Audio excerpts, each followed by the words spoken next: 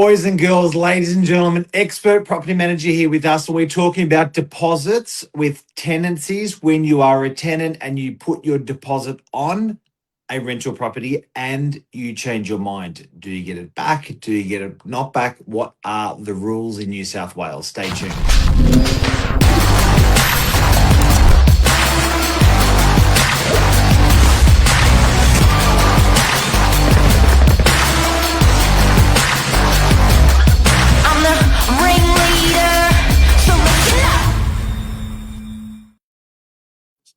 Expert property manager Cleo with you. Good morning to you. Good morning, Mark. How are you? Good, thanks. Good. You're looking very professional today. Yes, I have a few appointments, so the jacket came out. Bit cooler, you know.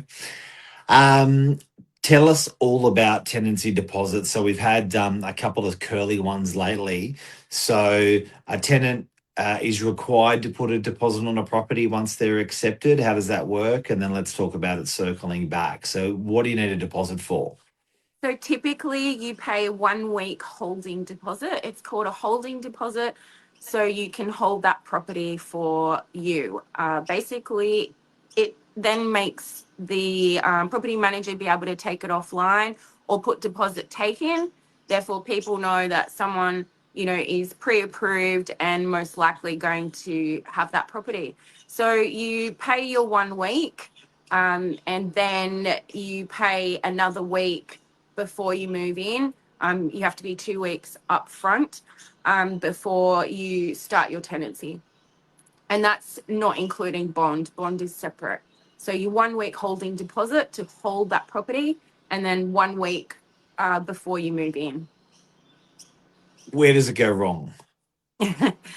So sometimes tenants will pay a holding deposit.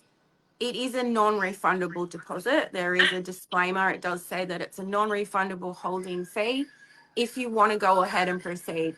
For whatever reason, they change their mind. They haven't done their due diligence. The work ute doesn't fit in the car space. They no longer want the property for whatever reason. They then ask for their deposit back. Ouch. Which is no. Yeah. So it's non-refundable the first week. If you pay 2 weeks, then of course we give you the 1 week back. But the holding fee, the 1 week's rent, you lose, because that's a whole week of marketing that the owner has lost by taking it offline, putting deposit taken. No one will then come or is interested, and they have to start that campaign all over again. So it's really to cover that owner's expense for taking it down.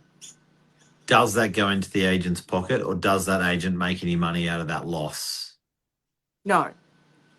The agent doesn't make any money from it. It goes straight to the owner, and then it forms part of the owner's fees that they pay regarding advertising and let fee and all that. Agent loses as well.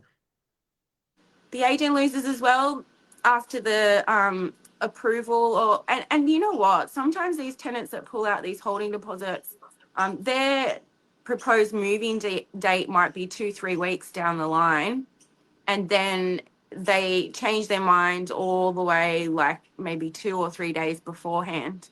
So that's 2-3 weeks. That's gone. Yeah. Ouch. Yeah.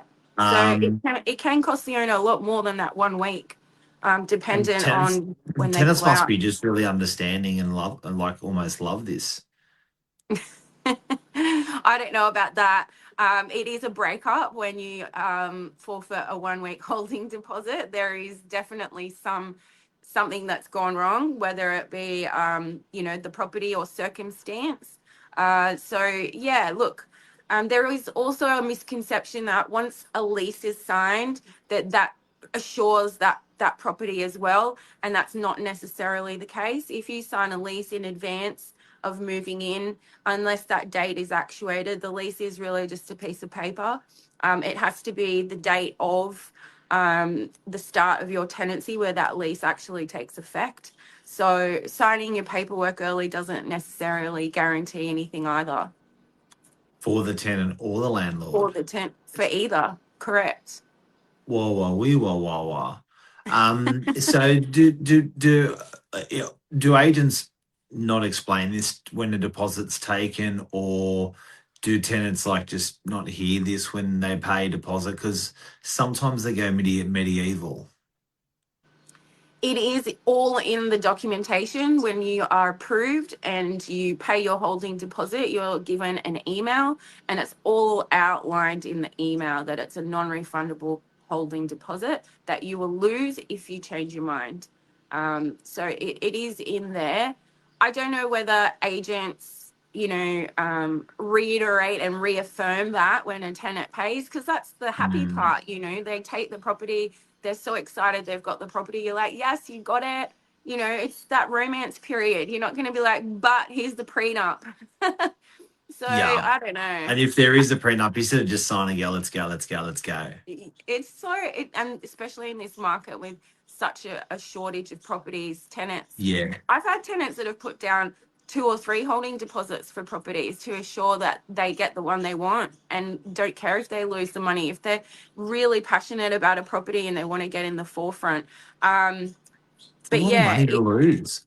it is. But I mean, it's all dependent, how badly you want it.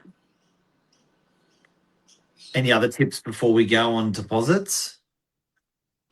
Just be ready to pay your deposit. If you're in an open home and you really love the property, I would be saying to the leasing consultant or the property manager, look, I'm available to pay my holding deposit right now. I really want to take this property, because that is a commitment that the owner, knows that, that's a solid applicant. They're ready to pay. And then all the rest of the paperwork and everything gets sorted out later. Once you've paid a deposit, can an owner, I think we answered this before, but can an owner just send your deposit back and go, change my mind? Yes, they can. They might have done a deeper dive and been like, no, this tenant's not for me. I don't want to proceed. Yes. Um, so yes, and then we would have to make that dreaded call and say, look, unfortunately, the property's been withdrawn, which is what Yes. what we would say, because that has happened quite a bit sometimes. An owner might have a family friend that wants to take it last minute, and then they say, oh, I'm sorry, I'm leasing it to my neighbor. Can you take it offline? And it is unfortunate because we do a lot of work in processing the applicants and doing the open home. So it's a bummer. It's a bummer. So, how much is normally a holding deposit for a tenant going in? It's 1 week. 1 week's And rent. Yeah. are you allowed to ask more? We do. We ask for two. So we always say you pay 2 weeks up front, but that holding deposit and that extra week makes up for those 2 weeks that you'll have to pay before you move in anyway. And most tenants are happy to do that. And that deposit goes towards rent. Correct. So It's don't all think that towards the it's rent. just a deposit for a deposit. Like it's going to go towards the whole thing. Yeah, that's right. So your first 2 weeks. And there's also a misconception that you're always then 2 weeks ahead when tenants pay that 2 weeks. Yeah. Because once you collect your keys, you don't pay rent for 2 weeks. So you in effect you use up that 2 weeks. So you're not 2 weeks in advance. Ahead. And It's how do you confusing. pay a holding deposit? We take a payment credit card through a QR code system. So it will be from your credit card. So most people are just paying on their credit card. Yeah. Yep. We Really? send them the QR code, and then they Can they pay it. DD? Beg your pardon? Can they direct deposit it as well? Yes, they can. They can direct deposit to us. We just prefer a credit card because it actually gives us the approved, cleared amount. Any juicy stories on not getting deposit back that we shouldn't really talk about? I don't know about juicy stories, but I have had many years ago, a tenant paid their holding deposit and their 1 week and it bounced and they'd already moved in. And I don't know how that happened, but it did. And there was all this controversy on, if their first payment has bounced, how are they going to pay the rest of the tenancy? It was like a 1,500 a week property in Manly. And Wow. so that was kind of juicy. And we have had tenants shout. I mean, that's just normal, but we've had tenants shout at us when the property isn't what they wanted, so they want their money back. I want my money back. I But want my yeah, money back. And before we go, the reasons why people forfeit a deposit would be can't get their ute in the garage. They never thought relationship breakups. What are the other look, items? usually work relocation, people that are contracted to certain states. We've had a lot of those where the contract, is somewhat changed and they have to be back somewhere else, and then therefore they don't take it. Yeah, That's probably the most likely. But yeah, because 1 week's rent's a lot of money for a lot of people. You're not just going to forfeit that willy nilly. So yeah. yeah. Thank you, legend. What's Lisa saying? We had to issue millions of receipts once to one tenant. Yeah, that wasn't bond, that was rent. Good memory, Elisa. That was a nightmare. Thank God we don't take checks anymore. My God, we had a tenant write one set check, The one check and two man. cent. He was a check man. He wrote 1 and 2 cent checks for $500 a week of rent. So I we know, it's received, crazy. I think it was even 20 and 5 cents, but we received like 200 or 300 checks for every week's rent he had to pay. He actually filled out every single check, And they and bounce. we had to bank it. And we went to fair trading and complained and said this is not reasonable. Fair trading agreed. Yeah, and he said he He- didn't speak English and needed an interpreter, but his English was perfect. He was Australian. Anyway, I one of the can't. many That's another stories of segment. rentals. One of the many stories. Thank you very much. Have a beautiful day. And that is tenant Bye. deposits. Thanks, Cleo. Cheers.